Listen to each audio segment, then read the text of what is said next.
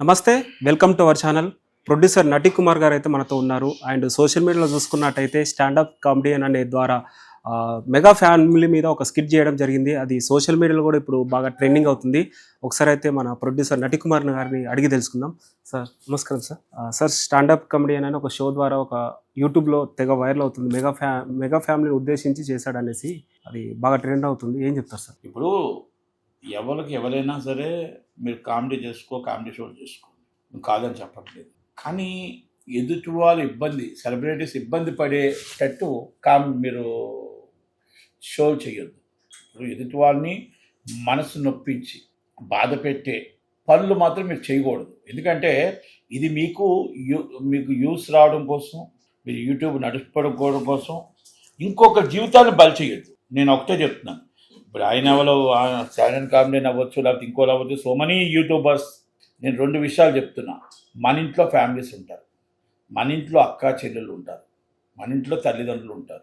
మనం జాగ్రత్తగా ఉండి మనం మెయింటైన్ చేయాలి తప్ప మీరు ఏదో సెలబ్రిటీ కదా, ఆయన్ని మనం ఎటకారం చేస్తే, ఆయన మనం మాట్లాడితే, ఆయన వ్యంగ్యంగా మాట్లాడితే మనకి యూస్ వస్తాయి, మనం వాళ్ళని టార్గెట్ చేస్తే మన 10 మంది చూస్తారు, మంచైనా చెడైనా మనం ఆ డబ్బులు దాన్ని మనం సంపాదించుకోవచ్చు అనే ఆలోచన మంచికి ఉపయోగించండి, చెడుకు ఉపయోగించండి. నేను మెగా ఫ్యామిలీ కోసం తెలిసింది రాయండి, తెలిసింది చెప్పండి, అంతే తప్ప ఆ తప్పు జరిగితే 100% మీ దగ్గరుండి సాక్ష్యాధారాలతో చూపించి మాట్లాడండి.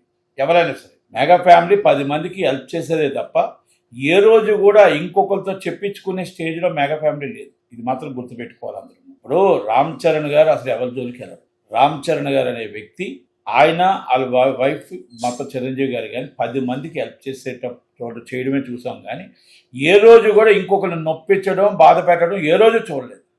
ఇది మనం అర్థం చేసుకోవాల్సిన విషయం. మెగా ఫ్యామిలీ జోలికి ఇష్టం వచ్చినట్టు ఎటకారం మాట్లాడారని ఇప్పుడు చాలామంది చెప్తున్నారు.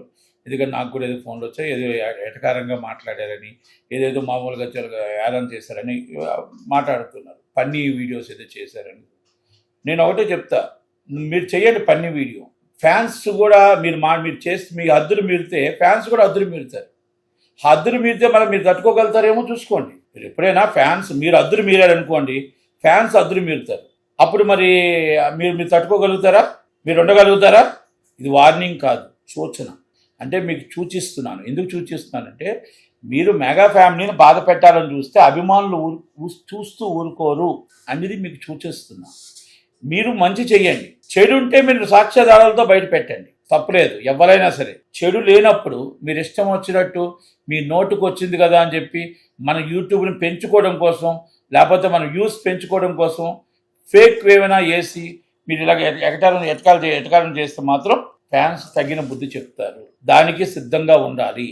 మరి ఫ్యాన్స్ని తట్టుకోవాలి అంటే నీ వల్ల అవుతుంది, మీ వల్ల అవుతుందంటే చూసుకోండి, ఇబ్బంది ఏం లేదు. ఎందుకంటే రామ్ చరణ్ గారు కానీ, చిరంజీవి గారు కానీ ఎప్పుడు కూడా ఫ్యాన్స్కి మంచి నేర్పించారు, అభివృద్ధి కార్యక్రమం నేర్పించారు, ఆరోగ్యరీత్యా నేర్పించారు, వృద్ధంతులకు హెల్ప్ చేయడం నేర్పించారు, హెల్త్ పాయింట్ ఆఫ్ చెప్పారు, బ్లడ్ బ్యాంకుని డెవలప్ చేయమని చెప్పారు, 10 మందికి మంచి చేయమని చెప్పారు.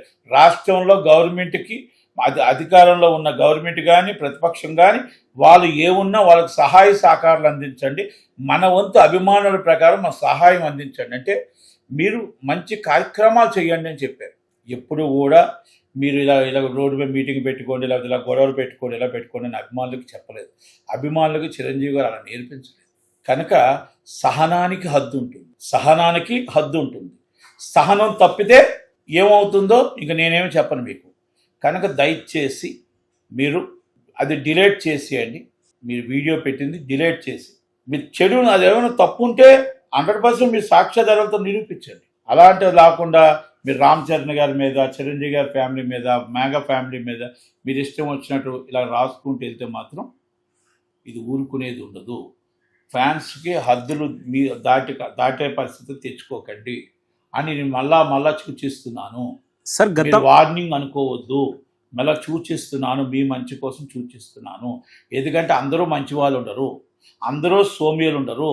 ప్రాణం పెట్టే అభిమానులు చిరంజీవి గారికి ఉన్నారు, ప్రాణం పెట్టే అభిమానులు రామ్ చరణ్ గారికి ఉన్నారు. మెగా ఫ్యామిలీ అంటేనే పంచి ప్రాణాలు ఇచ్చేసే అభిమానులు ఉన్నారు. ఆ అభిమానుల కోపం తెప్పించకుండా ఉంటే బాగుంటుంది అనేది నా ఉద్దేశం. అంతకన్నా నేను వేరేగా చెప్పదలుచుకోలేదు. దయచేసి ఇది మీకు అంత అర్థమవుద్ది అనుకుంటాను. అర్థమైతే యూట్యూబ్ తీసి దాంట్లోని రామ్ చరణ్ గారికి సారీ చెప్పండి. అది ఒకటి. చేయకపోతే తీవ్ర పరిణామాలకు బాధ్యులు మీరే అవుతారు. ఓకే సార్, ఇప్పుడు దానిపైన మీరు ఇలా చెప్పారు కదా, గతంలో పొలిటీషియన్స్ కావచ్చు, సెలబ్రిటీల పైన కొన్ని స్కిట్లు చేశారు షోస్ ఎస్పెషల్లో, దానిపైన మీరు రియాక్షన్ ఏంటి సార్?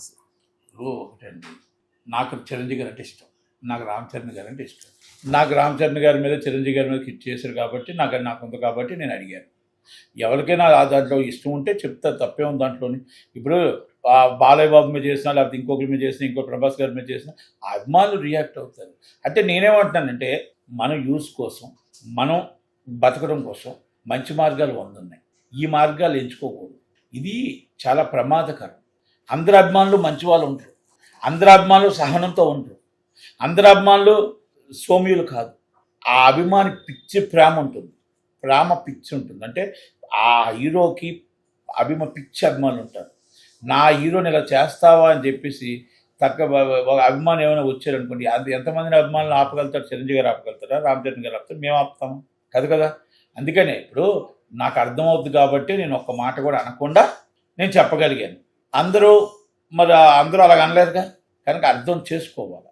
మీరు ఇప్పుడు రేపు ఉదయం ఎవరెవరో స్కిట్లు చేస్తున్నారు, అందరూ చేస్తున్నారు. మీరు మంచి చెయ్యండి, మీరు స్కిట్లు చేసుకోండి. ఎవరినైనా సరే, నాట్ ఓన్లీ నేను రామ్ చరణ్ గారు, చిరంజీవి గారు, ఎవరినైనా వాళ్ళ ఇంట్లో మనోభావాలు దెబ్బతినకుండా చేయండి, వాళ్ళని ఇబ్బంది కలగకుండా చేయండి, వాళ్ళని బాధ పెట్టకుండా చేయండి. వాళ్ళని బాధ పెట్టి, వాళ్ళ ఫ్యామిలీని బాధ పెట్టి అసభ్యకరంగా చేస్తే మాత్రం ఎవరిది కరెక్ట్ కాదు. మీరు బతకడం కోసం ఇంకొకరిని బలి చేయడం అనేది కరెక్ట్ కాదు. మీరు బతకడం కోసం ఇంకొకరిని బలిపశువులు చేయడం కరెక్ట్ కాదు. మీరు బతకడం కోసం ఇంకొకరిని తీసుకొచ్చి మామూలుగా వాళ్ళు ఇష్టం వచ్చినట్టు అవతల వాళ్ళ ఫ్యామిలీని మాట్లాడితే ఏదో ఒక రోజు అది నీకు లాస్ట్ డే అవుతుంది. ఎందుకు చెప్తున్నానంటే అందరూ మామూలుగా ఉండరు. ఏదో సమయంలో ఎక్కడో కూడా కోపతాపాలు పెరుగుతాయి. ఆ పెరిగే సమయంలో ఇది అలవాటు మీకు పడిపోతుంటే రోజుకి నీ కంపల్సరీ ఏదో ఒక రోజు ఎవరో ఒకరు కోపంతో కట్టలు తెంచుకుంటుంది. ఆ కట్టలు తెంచుకునేది మీకు 100 రూపాయలు మీకు ఆదాయం కోసం చూసుకుంటే మీకు జీవితం నాశనం అయిపోతుంది. నేను అది చెప్తున్నాను. ఎందుకంటే వాళ్ళకి అక్క చెల్లెలు ఉంటారు, వాళ్ళకి తల్లి ఉంటుంది, భార్య ఉంటుంది, మీకు ఉంటుంది. మాట్లాడేటప్పుడు అందుకని ఎదుటి వాళ్ళతో మన యూట్యూబ్లో మాట్లాడేటప్పుడు కూడా మన టంగ్ కంట్రోల్లో ఉండాలి, వాయిస్ కంట్రోల్లో ఉండాలి, ఎదుటి వాళ్ళని గౌరవం ఇచ్చి పుచ్చుకోవాలి. Is right? అది మనం ఎప్పుడు కూడా అందరం కూడా, నేను not only all YouTubers and the satellite channels ఎవరినామని మనం అదుపులో పెట్టుకొని మనం మాట్లాడుకోవాలి తప్ప మనం చట్టానికి న్యాయానికి లోబడే మాట్లాడాలి. అంతే తప్ప ఐటీ యాక్ట్కి లోబడే మనం మాట్లాడాలి, సైబర్ క్రైమ్ యాక్ట్ కూడా అన్నిటికీ లోబడే మనం మాట్లాడాలి. అంతే తప్ప మనం ఒక రాజ్యాంగాన్ని నమ్ముకుని ఉన్నాం, ఆ రాజ్యాంగ పద్ధతిగా రాజ్యాంగ పరిధిలో మాట్లాడుకోవాలి తప్ప మనం ఇష్టం వచ్చినట్టు మనం ఏం చేసినా నడుస్తుంది, ఏం చేసినా అవుతుంది అని మనం ఎలా నడిపించినా మనం ఇచ్చి బ్లాక్మెయిల్ చేయొచ్చు, లేకపోతే ఇలా పెట్టి మనం బ్లాక్మెయిల్ చేయొచ్చు అనుకుంటే ఒకనొక టైము ఉండొచ్చు. ఈరోజు బ్లాక్మెయిల్ చేస్తామంటే వీపు విమానం మాత్రం అవుతుంది. అది ఎందుకంటే మనం చూస్తున్నాం, ఏదో పెడదాం ఏదో చేద్దాం, సోషల్ మీడియా ఉంది కదా మా చేతిలో అంటే సోషల్ మీడియా మంచి వస్తుంది, చెడు వస్తుంది, అది కూడా గుర్తుపెట్టుకోవాలా. దయచేసి అందరూ మంచి మనసుతో అర్థం చేసుకోండి, మంచి చెయ్యండి, చెడు జోలికి వెళ్ళకండి, మంచి ఆలోచించండి. మీకు పెరగడానికి అవకాశాలు ఉంటాయి. చెడు తాత్కాలికం, మంచి శాశ్వతం.